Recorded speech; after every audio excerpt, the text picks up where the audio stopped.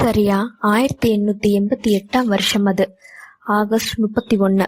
இங்கிலாந்துல இருக்க லண்டன் நகரத்துல ஒயிட் சாப்பல் மாவட்டம் அது. இரவு 12 மணி அளவுல ஒரு பெண் பணி முடிந்து வீட்டுக்கு நடந்து போயிட்டு இருக்காங்க. அப்ப அவங்க பின்னாடி ஒரு நிழல் வர மாதிரி இருக்கிறத நோட் பண்றாங்க. மெதுவா திரும்பி பாக்குறாங்க, யாரும் இல்ல. திரும்பி நடக்க ஆரம்பிக்கிறாங்க. அப்போ பின்னாடி ஒரு நபர் லெதர் ஜாக்கெட் அணிந்து அந்த பெண்ணை பின்தொடர்றத கவனிக்கிறாங்க. பெண் யார் நீ என்று திரும்பி பார்க்கறதுக்குள்ள கழுத்தை பிடித்து அறுத்து கொலை செய்து அந்த பிணத்தையும் எடுத்துக்கொண்டு அந்த நபர் காணாம போயிட்டாரு. யார் அந்த நபர், எதற்காக கொலை செய்யறாங்க, வாங்க வீடியோக்குள்ள போய் பார்க்கலாம். அதுக்கு முன்னாடி இந்த சேனலுக்கு நீங்க புதுசா இருந்தீங்கன்னா மறக்காம சேனலை சப்ஸ்கிரைப் பண்ணிருங்க. அடுத்த நாள் காலையில போலீஸ் விசாரணைக்கு வராங்க. வந்து பார்த்த போலீஸார் மிரண்டு போறாங்க. அப்போ இந்த பெண்ணோட கழுத்து ஆழமாக வெட்டப்பட்டிருக்கு. வயிறு மற்றும் பிறப்புறுப்பு பகுதி முற்றிலும் சேதமடைந்து அவங்களோட முகத்தில் இருக்க ஒரு பகுதி கூட பார்ப்பதற்கு சகிக்க முடியாத அளவிற்கு சேதமடைந்திருக்கு, சிதைந்து போயிருந்திருக்கு. இதை பார்த்த போலீஸார் மிரண்டு போறாங்க. பிணத்தை பார்க்கறாங்க. அந்த பிணத்தை பத்தி விசாரித்ததுல அவங்க பாலி நிக்கோல்ஸ் என்கிற மேரி நிக்கோல்ஸ்ன்னு தெரிய வருது. அது மட்டும் இல்ல, அவங்க ஒரு பாலியல் தொழிலாளியும் தெரிய வருது. இதற்காக அவங்க ஒரு பாலியல் தொழிலாளியை கொலை செய்யணும்னு கேஸை இன்னும் தீவிரமா விசாரிக்க ஆரம்பிக்கிறாங்க.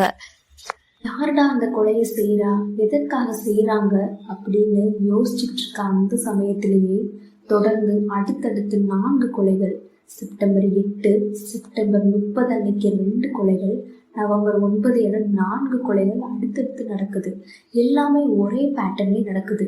இதுக்குடா யாரா செய்யறான்னு ஒண்ணுமே தெரியல. அப்படி இருக்கப்பதான் அந்த கொலைகள் நடந்த பேட்டர்னை வச்சு பார்க்கறப்பதான் தெரிஞ்சிச்சு, இது எல்லாமே செய்யறது ஒரே ஆள் தான். அதுவும் இல்லாம அவன் ஒரு சீரியல் கில்லராக தான் இருப்பான்னு போலீஸ் கன்ஃபார்ம் பண்றாங்க. போலீஸார் பல கோணங்கள்ல தங்களுடைய விசாரணையை மேற்கொள்கிறாங்க. அந்த பிணத்தின் உடம்பில் இருக்கும் சீமன், அவங்களோட போட்டிருக்க ஷால் இருக்க அந்த பிளட் எல்லாத்தையும் வச்சுமே டிஎன்ஏ ரிசல்ட்லாம் வச்சு பார்க்குறாங்க. கிட்டத்தட்ட 20 சஸ்பெக்ட்ஸோட எல்லாமே மேட்ச் ஆகிற மாதிரி தெரியுது. இந்த கொலைகள்லாம் நடந்து கிட்டத்தட்ட 130 வருடங்கள் ஆக போகுது. இன்ன வரைக்கும் ஸ்டில் 2025 வரைக்கும் யார் அந்த கொலையாளின்னு திட்டவட்டமாக கண்டுபிடிக்க முடியலை. ஜான் பார்கைட், ஃப்ரான்சிஸ் கிரைக், பிரின்சஸ் ஆல்பர்ட் விக்டர்னு நிறையா சஸ்பெக்ட்ஸ் இருக்காங்க இந்த கேஸில். ஆனால் மெயினான ஆள் யாருன்னு இன்ன வரைக்கும் கண்டுபிடிக்க முடியல. ஒருத்தர் மேலே மட்டும் கொஞ்சம் டவுட் அதிகமாக இருக்குது இன்ன வரைக்குமே. ஸோ அவங்களா இருக்கலாம் அப்படின்னு தான் சொல்லியிருக்காங்களே தவிர இன்ன வரைக்கும் யார் இந்த கொலையா பண்ண தெரியவே இல்லை.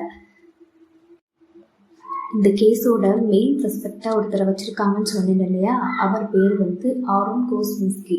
இவரை தான் இந்த கேஸோட மெயின் சஸ்பெக்டாக இன்ன வரைக்கும் வச்சுருக்காங்க. ஸ்டில் 2025. எதற்காக பாலியல் தொழிலாளியை தொடர்ந்து கொலை செய்யணும்? அது இவரோட கொலை செய்யப்படுற பேட்டர்னை வச்சு பார்த்தா மேபி இவர் ஒரு அட்டாப்சி பண்ணுறவராக இருக்கலாம்னு சொல்கிறாங்க. ஏன்னா இன்டர்னல் ஆர்கன்ஸ் எல்லாம் வெளியே எடுத்துடுறாரு.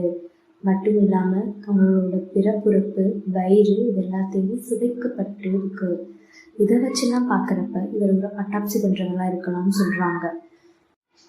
இந்த நபர் இன்னும் இருக்காரா, இல்லை இறந்துட்டாங்களா, இன்னும் கொலை செஞ்சுருக்காங்களா அப்படின்றது எதுவுமே இன்னும் டீட்டெயிலாக தெரியலை. வெறும் சஸ்பெக்டாக மட்டும்தான் வச்சுருக்காங்க. ஸோ நீங்கள் இந்த கேஸை பற்றி என்ன நினைக்கிறீங்கன்னு மறக்காமல் கீழே கமெண்ட் பண்ணுங்கள். இதோட பார்ட் 2 வேணும்னு நினச்சிங்கன்னா தி ரிப்பர் 2 அப்படின்னு கமெண்ட் பண்ணுங்கள். நீங்கள் வேலை முடிஞ்சு போகிறப்போ உங்கள் பின்னாடி லெதர் ஏப்ரான் போட்டு ஒரு நிழல் வந்துச்சுன்னா என்ன பண்ணுவீங்க?